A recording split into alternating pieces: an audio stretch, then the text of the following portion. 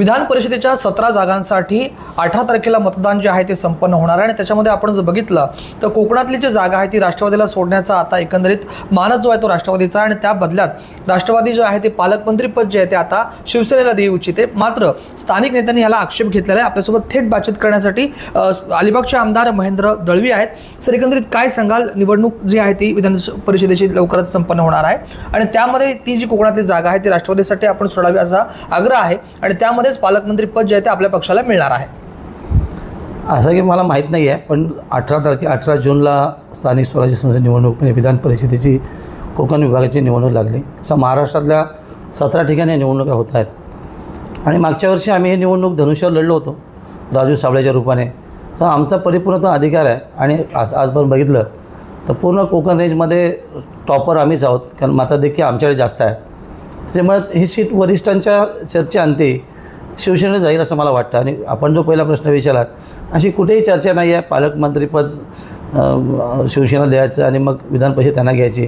पालकमंत्र्याचा अधिकार तर आमचा आहेच सिनेटीप्रमाणे, हे कायमस्वरूपी मागणी आमची राहिली। मागील 1.5-2 वर्ष या संदर्भातल्या आम्ही चर्चा मीडियासमोर खूप सारी केली, वरिष्ठांना कळवलं। तो आमचा सर्वस्व अधिकार आहे, रायगडच्या जनतेने दिला जनाधार आहे आणि त्याचा आदर वरिष्ठ नक्की करतील। त्याचा आणि या निवडणुकीचा कुठलाही दूरवरणाचा संबंध नाही, कारण मागील झालेल्या जिल्हा परिषद निवडणुकीमध्ये आम्ही रायगड जिल्ह्यामध्ये टॉपवर असून आम्हाला त्या ठिकाणी अध्यक्षपद दिलं नाही आहे। आम्ही वरिष्ठांच्या आदेशाप्रमाणे माहिती धर्म पाळला, पण 3 नंबर असणाऱ्या BJPला त्या ठिकाणी अध्यक्षपद दिलं। अर्थात ज्यांची खेळी होती ते कदाचित सक्सेस झाले असेल, पण आत्ता खरं आहे की आता ह्या निवडणुकीमध्ये स्थानिक स्वराज्य संस्थेची निवडणूक लागल्यात, निवडणुकीचा पुकारा झाला आहे। 18 जूनला ती निवडणूक आहे आणि शिवसेना ही निवडणूक ताकदीने लढणार। एकंदरीत सर आपण बघितलं तर कुठेतरी राष्ट्रवादी काँग्रेस पक्ष जो आहे तो पालकमंत्री पदासाठी आपल्या पक्षाची कुठेतरी कोंडी करते का? कारण का म्हसळाच्या नगराध्यक्षांनी देखील आपला राजीनामा दिलेला आहे आणि त्यानंतर चर्चेला उधाण आलं होतं की पालकमंत्री पदासाठी ही जी कुठेतरी तडजोड सुरू आहे आणि त्यामध्येच आत्ता राष्ट्रवादीचे प्रदेशाध्यक्ष सुनील तटकरे आणि देवेंद्र फडणवीस यांची भेट घेतलेली आहे अशी सूत्रांची माहिती आहे आणि त्यानंतर पालकमंत्रीपद आपल्याला मिळेल। मात्र ही जागा विधान परिषदेची ही राष्ट्रवादीसाठी सोडावी असं त्यांचा मानस देखील समजतं आहे। रायगडला पुन्हा एकदा जाग येणार असं माझं पूर्ण मत आहे। मसल्या बाबतीत दुर्दैवी निर्णय आहे, कदाचित स्थानिक जनतेचा तो अवमान निश्चित आहे। कदाचित ही घटना घडायला नाही पाहिजे। मला माहीत नाही कशा वरिष्ठ लेवलची चर्चा झाली, पण एकदा सत्ता तिथे नगराध्यक्ष आमचा बसल्यानंतर त्याला पदत्याग करायला लावणं हे काय ठीक नाही असं माझं व्यक्तिमत निश्चित आहे। शेवटी आम्ही तळागाळात 24 तास काम करणारे कार्यकर्ते आहोत, प्रत्येक दिवस हा कार्यकर्त्यांसाठी आम्ही घालवतो आणि मग अशा परिस्थितीमध्ये कार्यकर्त्याचा मॉरल निघून जातो। पण ती आता निवडणूक लागलेली आहे, त्यानंतर निवडणुकीनंतर त्याचा विचारविंतन नक्की होईल। पण आता खऱ्या अर्थाने रायगडचं चित्र बदलतं आहे। सगळ्यात मोठा पक्ष आम्ही आहोत आणि विशेषतः कोकणामध्ये सर्वाधिक मतं आमच्याकडे असल्यामुळे काही जरी वरिष्ठांचं केंद्र असलं तरी इलेक्टेड मेंबर जे आहेत, निवडून आलेले लोक आहेत, हे यावेळेला फेरबदल निश्चित करतील। कारण आत्तापर्यंत आम्ही अभय खूप दिला, पण नेहमीप्रमाणे आमची फसवणूक झालेली आहे। त्यामुळे आता ही फसवणूक होणार नाही, दक्षता आम्ही सगळ्यांनी घेतलेली आहे। त्यामुळे आजपासून चर्चा सुरू आहे। तेव्हा मला असं वाटतं येणाऱ्या 18 तारखेच्या निवडणुकीमध्ये शिवसेनेचा उमेदवार उभा करून तर निवडून आणणार ही ताकद आमची निश्चित आहे। एक शिवसेनेला नाही मिळेल असं मला नक्की वाटतं, की आत्तापर्यंत बघितलं की एकंदर रायगडने शिवसेनेवरती किंवा कोकणाने भरभरून प्रेम दिले, त्यामुळे शिवसेनेलाच उमेदवार द्यावी 17मधून आमची जरी अशी आमची मागणी आग्रही नक्की आहे। आणि ती वरिष्ठ आमचे आदरणीय शिंदेसाहेब, कोर कमिटी असेल आणि महायुतीचे सगळेच नेते असतील या संदर्भातला योग्य निर्णय करतील। कारण आता झालेलं मग सांगितल्याप्रमाणे रायगड जिल्ह्याच्या जनतेने जिल्हा परिषद जनाधार आम्हाला दिला, पण शेवटी त्यांची जी खेळी सक्सेस झाली, दोघं एकत्र आले, कदाचित आम्ही तेही करू शकलो असतो, पण आम्ही वरिष्ठांचा शब्द पाळला। पण आता विचार मंथन आहे, नेहमीच आम्ही अशा पद्धतीच्या रूटवर चालणं ठीक नाही आहे। आता जो जनाधार दिला आहे स्थानिक स्वराज्य संस्था निवडणुकीमध्ये त्याचा आदर करून आमचे वरिष्ठ नेते आदरणीय शिंदेसाहेब या संदर्भातला योग्य निर्णय देतील आणि ती जागा मला वाटतं रायगडला सुटेल। फसवणूक होऊ नये म्हणून व्यूहरचना सुरू आहे असं आपण म्हणालात, नेमकं काय सुरू आहे? नाही, शेवटी आकड्यांचं गणित आहे। आत्तापर्यंत काही नेते चतुरंगी वागले, किंबहुना दुसऱ्याचा आधार घेऊन आतापर्यंत प्रवास केला, नेहमी सक्सेस होत नाही। कारण आता एकंदर महाराष्ट्र राजकारण आपण बघितलं तर भयावह आहे, आरोप प्रत्यारोप खूप होत आहेत। तर मला असं वाटतं वरिष्ठांनी पण या बाबतीमध्ये विचारमंथन करावं आणि सबुरी सल्ला द्यावा। तीच जादू कायमस्वरूपी चालत नाही आहे।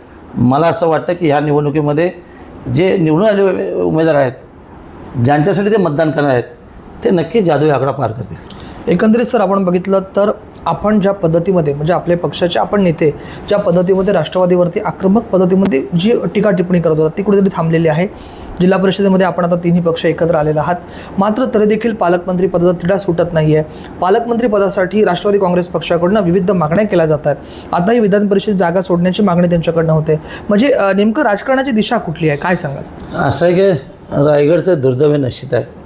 आत्ता पण रायगडने खूप अन्याय सहन केला.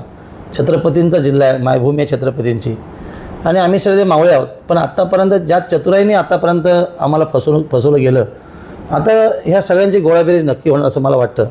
त्यामुळे ही निवडणूक शिवसेना दृष्टीने आणि आम्हा सगळ्या दृष्टीने अतिशय प्रतिष्ठेची आहे. ही निवडणूक आम्ही ताकदीने लढणार. वरिष्ठांना आम्ही उद्याच जाऊन या संदर्भात चर्चा करणार. तिन्ही आमदार असतील, जिल्हाप्रमुख असतील, आम्ही आमची आग्रही मागणी धरणार. कारण जिल्ह्यात धनादार जिल्हा परिषद बाबतीमध्ये खरं तर शिवसेनेचा भगवा फडकवला पाहिजे. पण महायुती धर्म पाळला, वरिष्ठांचे आदेश आम्ही पाळले.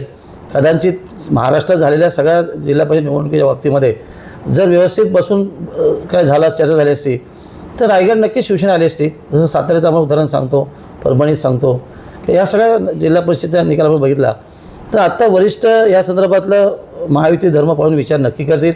मला असं वाटतं रायगडच्या बाबतीमध्ये हा वरिष्ठ योग्य निर्णय घेऊन आम्हाला नक्की देईल. आत्तापर्यंत आपण जे जसं सांगितलं की रायगडमध्ये आतापर्यंत राष्ट्रवादी असेल की भारतीय जनता पार्टी असेल, शिवसेना असेल, आम्ही ज्या वेळेला वरिष्ठांचा आदेश आला तेव्हा पाळला. पालकमंत्र्या बाबतीत देखील पाळला. अजूनही पालकमंत्री भरायचा आहे. अर्थात भरवशाच्या रूपाने पालकमंत्री मिळालाच पाहिजे ही आमची आग्रही मागणी आहे. सिनियरिटी आहे, त्यांचा अनुभव आहे, आणि मग त्यावेळच्या वाटपामध्ये किंवा त्यावेळच्या राजकीय परिस्थितीमध्ये तो निर्णय घेतला गेला असेल. पण तरी देखील मुख्यमंत्री महोदयांनी त्याला स्थगित दिली. आणि मग आत्ता आम्हाला असं वाटतं की ह्या सगळ्या गोष्टीमध्ये जसं रायगड जिल्हा परिषदेला भारतीय जनता पार्टीचा कमी असून त्यांचा अध्यक्ष बसला, तसं यावेळेला त्यावेळेला आम्ही देखील जास्त मताधिक्याने होतो तिथे. आत्ता मला असं वाटतं ह्या स्थानिक स्वराज्य संस्थेच्या निकाला विधान परिषद निवडणुकीच्या अनुषंगाने आम्हाला शिवसेना ही शीट सोडतील आणि रायगडवासीय शिवसैनिक ते निवडणूक नक्की लढणार. सर, एकंदरीत या संपूर्ण चर्चेमधून असं वाटतंय की कुठेतरी राष्ट्रवादी काँग्रेस पक्षाची वरती ताकद जास्त आहे का? कारण का आपल्या पक्षाचे नेते एकनाथ शिंदे हे महाराष्ट्राचे उपमुख्यमंत्री आहेत, मात्र तरी देखील त्यांचं कुठे जास्त चालत नाही का? कारण का पालकमंत्री पदाचा मुद्दा असेल किंवा रायगड जिल्हा परिषदेच्या अध्यक्षपदाचा मुद्दा असेल, एकंदरीत हे सगळेच मुद्दे जे आहेत ते राष्ट्रवादीच्या बाजूने जाताना दिसत आहेत. मग वरती जर तीन पक्ष एकत्र असताना देखील आपल्या पक्षाचं कुठेतरी वरती नेतृत्व चालत नाही का? किंवा जी ताकद आहे ती कुठेतरी कमी पडते का असं वाटतंय आपल्याला? नाही, आमच्या पक्षाचे आदरणीय नेते शिंदेसाहेबांचं तेवढी ताकद आहे. महाराष्ट्राचे मुख्यमंत्री राहिलेत आणि किंबहुना आम्हा सगळ्यांना न्याय देण्याची भूमिका करतात. मध्यंतरी राष्ट्रवादीने ज्या पद्धतीने उलटफेर राजकारणामध्ये काही गणितं आखली त्याच्यामुळे नक्की तो निर्णय कदाचित त्यावेळेस झाला असेल. पण आता होणार नाही आहे, कारण महाराष्ट्राच्या सरकारमधलं आता थम्पिंग मेजॉरिटीचं आहे. तर मला असं वाटतं महाराष्ट्राचे मुख्यमंत्री देवेंद्र फडणवीस या संदर्भात योग्य निर्णय घेतील. आम्हा रायगडवासियांचं नक्की ऐकतील. कारण पालकमंत्र्याविषयी आम्ही देखील 2 वर्ष सहन केलं. जिल्हा परिषद देखील आमच्या हातून जिल्हा परिषद काढून घेतली म्हणणे तर हरकत नाही आहे.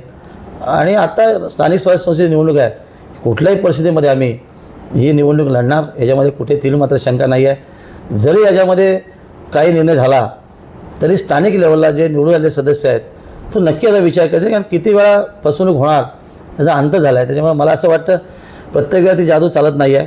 आणि आत्ता एकंदर महाराष्ट्राचं जे तापलेलं राजकारण आहे या अनुषंगाने रायगडला नक्की नाही मिळेल. कुठेतरी कथित ऑडिओ क्लिप अजित पवारांच्या बाबत तटकरे आणि प्रफुल्ल पटेल यांची व्हायरल होताना दिसत आहे. आणि आपण जर बघितलं तर तटकरे यांच्या आणि प्रफुल्ल पटेल यांच्या नावापुढची काही पदं जी आहेत राष्ट्रवादीची ती देखील काही ठिकाणी दिसत नाही आहेत. मग तटकरे या सगळ्या परिस्थितीकडे तटकरेंचं आपण कसं पाहत आहे? नाही, असा तो राष्ट्रवादीचा अंतर्गत वाद आहे. त्याच्यामध्ये आम्ही इतरांनी बोलणं उचित नाही आहे. ऑडिओ क्लिप तर मी ऐकली नाही आहे. रोहित पवारांचा मी आक्षेपार्ह आरोप नक्की बघितला आहे. आता ती उपमुख्यमंत्री वहिनींनी देखील ती ऐकली असावं असं त्यांचं म्हणणं आहे. मला माहिती आहे नक्की काय ते, पण जे काय घमासान राष्ट्रामध्ये चाललं आहे हे दिशाहीन असं नक्की मला वाटतं. याचा अंत तर नक्की होणार. येणाऱ्या काही दिवसातच या संदर्भातला गौप्यस्फोट म्हणा किंवा काहीतरी निर्णय होऊन जे काय महाराष्ट्र बघेल ते भयावह असेल असं मला वाटतं. आणि म्हणून येणाऱ्या सगळ्याच सरकारच्या माहितीच्या ह्याच्यामध्ये कुठे बाधा निर्माण होऊ नये या दृष्टिकोनातून आम्ही सगळेच लोक, तिन्ही घटक पक्षाचे तिन्ही नेते असतील किंवा सगळेच मान्यवर असतील, पदाधिकारी असतील, ह्या सगळ्या गोष्टीला बारकाईने अभ्यास करून विचार करतो. पण त्यांच्या ऑडिओ व्हिडिओमध्ये जे काय तर त्यांचं त्यांनी बघावं, तर त्यांच्या वैशिष्ट्यातून निर्णय घ्यावा असं मला वाटतं. येणाऱ्या कालावधीमध्ये भयवाह असेल मग तटकरे त्या पदावर राहणार नाहीत असं आपण गौप्यस्फोट करताय का? नाही, जी महाराष्ट्राची राजकीय परिस्थिती आता निर्माण झाली आहे, असं एकंदर असं वाटतं की आरोप प्रत्यारोपाचा अंत झाला आणि मग अशा अंतातनं काहीतरी वेगळं घडेल आणि ते महाराष्ट्र बघेल. कारण मी नेहमीच सांगतो की कुठल्या ना कुठल्या कधी गोष्टीचा अंत होत असतो, त्यामुळे अंत जवळ आला आहे. आता जे काय घडलं बिघडलं उभ्या महाराष्ट्राने बघितलं, अनेक गोष्टींचं आकलन महाराष्ट्र जनता करते आणि आत्ताची परिस्थिती राजकीय भयावह आहे. विशेषतः राष्ट्रवादीमधलं जे अंतर्गत घमासान सुरू आहे त्याला कुठेतरी एंड होईल असं मला वाटतं. कारण प्रत्येकाचं अस्तित्व, प्रत्येक पक्षाचं अस्तित्व हे पुढे घेऊन जाणं हे त्या पक्षांच्या वरिष्ठ नेत्यांचं कामच आहे. त्यामुळे जे घडलं बिघडलं मी नेहमीच सांगतो, आपण चुकीचं केलं तर आपल्या नशिबी नक्की ते येतं. तेव्हा असंच आहे ते. याच्यापुढे मला असं वाटतं की प्रत्येकाने या गोष्टी दक्षता घ्यायला पाहिजे. योग्य केलं तर योग्य न्याय नक्की मिळेल आणि तो रायगड बाबतीमध्ये होईल असं मला वाटतं. खारपाडा टोल जो आहे तो आता सुरू झालेला आहे, त्याच्यावरती शेतकरी कामगार पक्षाच्या राज्य प्रवक्त्यांची जी आहे ते प्रतिक्रिया समोर आलेली आहे. कोकणातले जे आमदार आहेत ते कमिशन खातात म्हणून ते याच्यावर काही बोलत नाही आहेत अशी प्रतिक्रिया जी त्यांनी दिलेली आहे. आपण आमदार म्हणून कसं पाहता याकडे?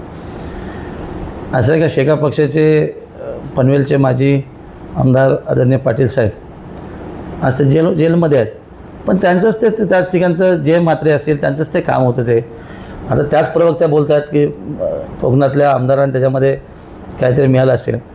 पण या रस्त्याची ट्रॅव्हलेशन आपल्याला माहिती आहे. पळसपा ते कोकणाकडे जाणारा रस्ता आहे, हा गेले कित्येक वर्ष कामास्वरूपात प्रलंबित निश्चित आहे. आता त्याला गडकरी साहेबांच्या अनुषंगाने एक गती मिळाली. पण त्याच्यामध्ये मला असं वाटतं ज्या प्रवक्त्या बोलतात त्यांचे वरिष्ठ नेते असतील किंवा अन्य नेते असतील त्यावेळचे, त्या नेत्यांनी जे काय केले समोर ते लोकांसमोर जाहीर सत्य आहे. आपण कोकणवासी आहोत, आपल्याला तर रस्ता सुलभ पाहिजे तो, आणि मग त्यासाठी प्रयत्न न करताना त्या कॉन्ट्रॅक्टरला कसा ब्लॅकमेल करता येईल किंवा त्याच्याकडनं काय करता येईल ह्यांच्याच नेत्यांनी बघितलं आहे आणि त्यात आरोप करतात. ठीक आहे, टोलच्या विषयी नक्की आहे की रस्ता परिपूर्ण झाल्याचे टोल घेऊन आमचं सगळ्यांचंच म्हणणं आहे. ते काय त्यांनीच म्हटल्यानंतर होईल असं अजिबात नाही आहे.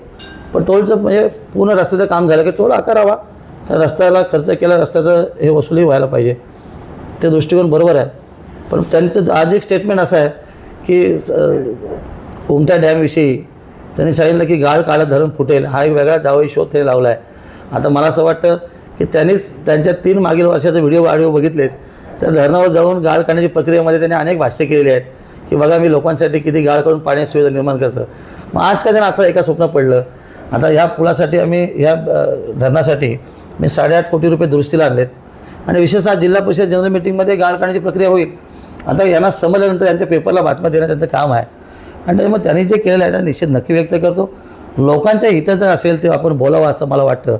आपल्याच काही उरलेलं नाही आहे. आपण शून्यावर येऊन पोचलात, आज शून्यापासून पुढे सुरुवात करायला पाहिजे तशी परिभाषा वापरा असं सबुरी सल्ला नक्की आहे त्यांना माझा. त्यामुळे अशा या बालिश बुद्धीवरती अधिक भाष्य न करणं योग्य राहील. सर, कमिशन खाण्याचा आरोप वारंवार शेतकरी कामगार पक्षाकडनं केला जातोय, तो आता देखील त्यांनी केलेला आहे. याकडे आपण कसं पाहताय? आता 40 वर्ष त्यांच्या घरातच आमदार सगळे होते, मंत्री काय होते, जिल्हा अध्यक्ष होते. आता कमिशनविषयी त्यांना शोधतो. आम्ही व्यावसायिक लोक आहोत, त्यामुळे आम्हाला कमिशनची आम्ही जनतेच्या दरबार जाऊन प्रामाणिक काम करणारे कार्यकर्ते म्हणून लोकांनी 2दा मला निवडून दिले. आता त्यांना हरवलं. आता हरवून त्याचा हार सण होत नाही. मग अशा पद्धतीचं काहीतरी चुकीचं वक्तव्य करून आपली महती वाढवणं हे काय शोभनीय नक्की नाही. आणि अजूनही त्यांची बुद्धी बालिश आहे. मला असं वाटतं येणाऱ्या काळामध्ये त्यांचाच निर्णय लोक बघतील. ते जे आज भाष्य करतात ते 2 महिन्यात ते वेगळं भाष्य असेल असं मला नक्की वाटतं. धन्यवाद सर. हे होते आमदार महेंद्र दळवी. राज वैशंपायन, TVNine मराठी, अलिबाग, रायगड.